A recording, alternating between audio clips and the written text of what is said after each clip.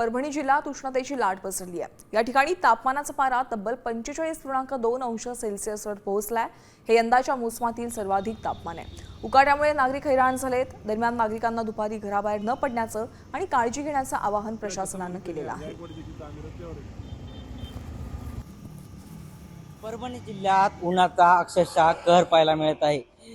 उन्हाची तीव्रता दिवसेंदिवस वाढत असल्यामुळे परभणीकर अक्षरशः हैराण झाले आहे। परभणीचे तापमान 45 अंश सेल्सिअसच्या पार गेल्याने अक्षरशः परभणीकर हैराण झाले। आपण बघितलं तर दुपारच्या वेळेस परभणीकर कमी प्रमाणात बाहेर निघताना दिसत आहेत। तर अति आवश्यक काम असेल तरच परभणीकर हे बाहेर निघताना आपल्याला पाहायला मिळत आहे। तर प्रशासनाकडून उष्माघात केंद्र स्थापन करण्यात आले आहे। कोणत्याही उष्माघाताचा बळी जाऊ नये याची प्रशासनाकडून योग्य ती काळजी घेण्यात येत आहे। तर प्रशासन वारंवार परभणीकरांना व नागरिकांना आवाहन करण्यात येत आहे की परभणी दुपारच्या वेळेस कमी प्रमाणात बाहेर निघावं, स्वतःची उन्हापासून योग्य ती काळजी घ्या। विशाल शिंदे, साम टीव्ही न्यूज, परभणी।